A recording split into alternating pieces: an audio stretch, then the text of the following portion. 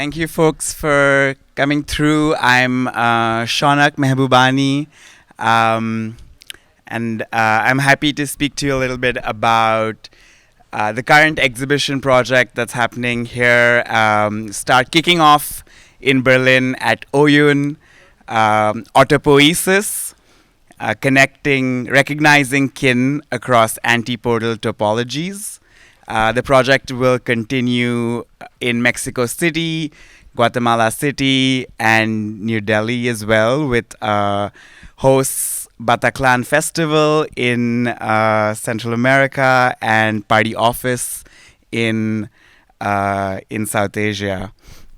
Yeah, I'm a little bit frazzled today and not looking so glam, which is a big loss, I think, commonly, because we had a really intense meeting just before this about the situation happening at Documenta 15. One of the hosts for this project, Party Office, and the director, Vidisha Fedesha, are invited artists for Documenta 15, Lambang artists for Documenta 15, and they've been also gracious to invite me to be part of the project. And yeah, we had a really difficult. We've been having a series of really difficult meetings regarding the hostile environment and the environment of censorship that is taking place around the context of Documenta 15. And this is especially attacking artists from Palestine and artists who are speaking against the occupation of Palestine.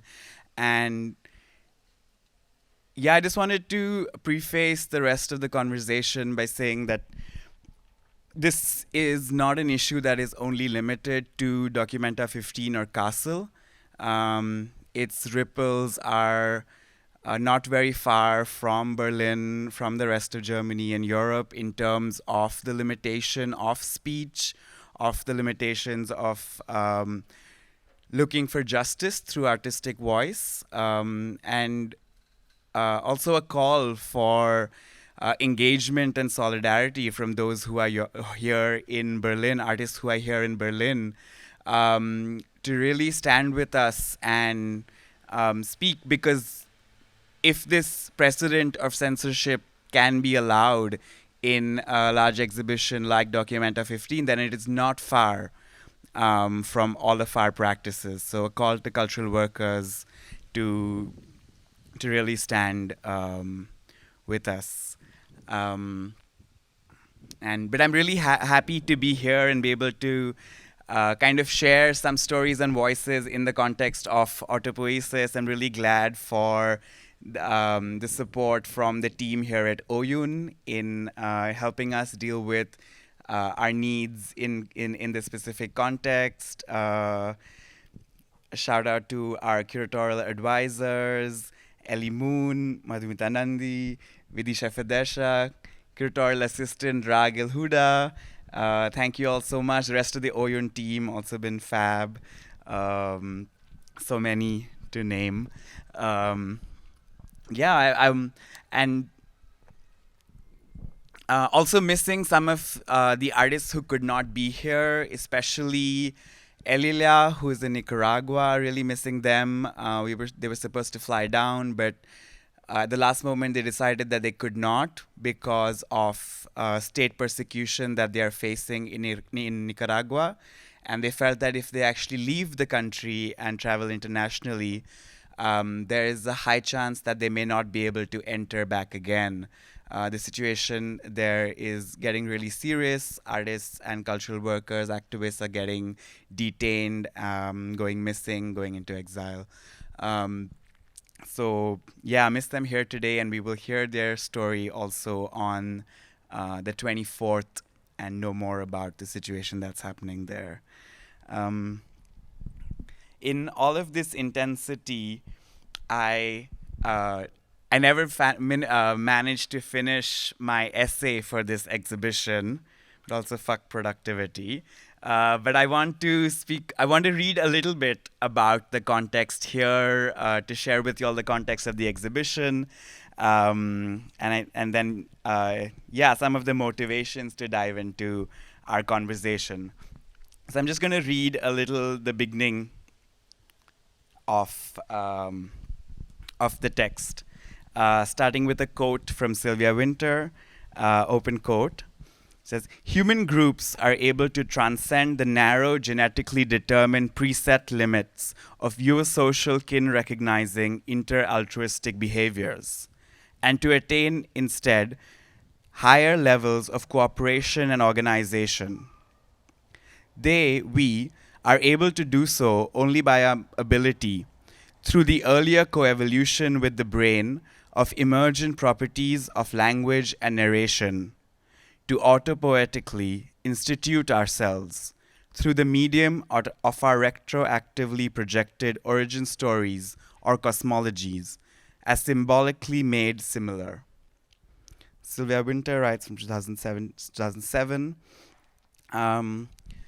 Jamaica-born cultural theorist Sylvia Wynter's rich, dense evocations have become a beacon for me over the past 2 years. I grew up avoiding my intense feelings of dislocation. Unable to speak Marathi, the language locally surrounding me. Unable to love Sindhi, the language my parents spoke only so rarely.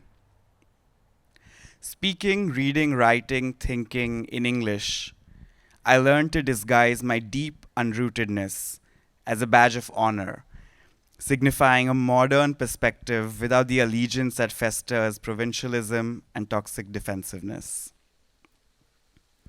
But as I've grown older and come into exploring other facets of my being, intrinsically understanding transformation and embracing the complexity of contradiction, I feel much more able to perform the labor of holding these emotions together.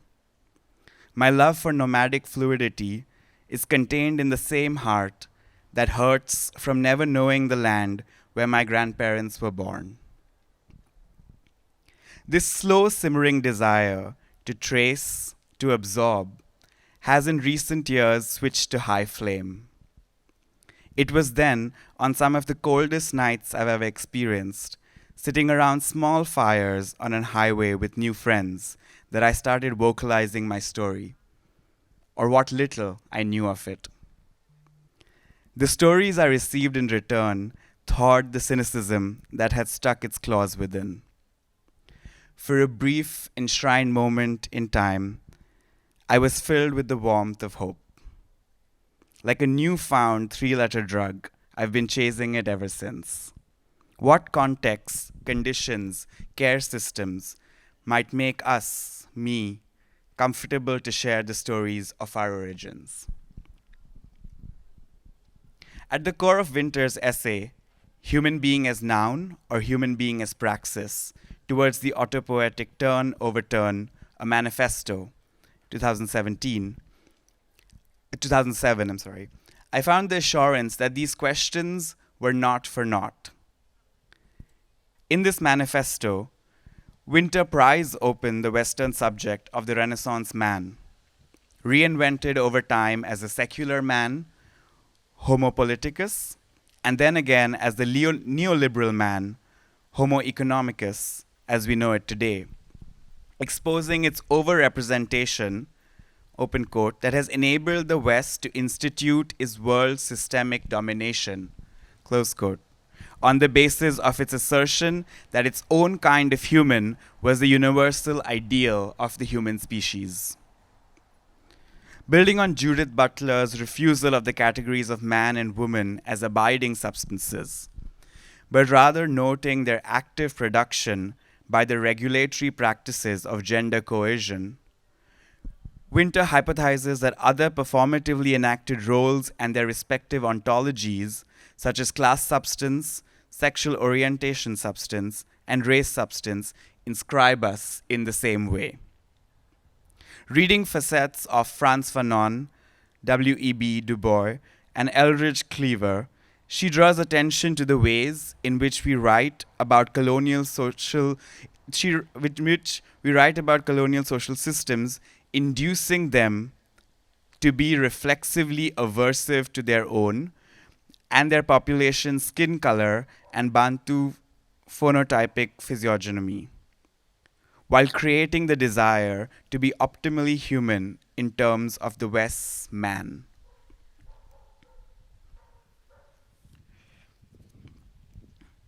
Wynter quotes David Lemming.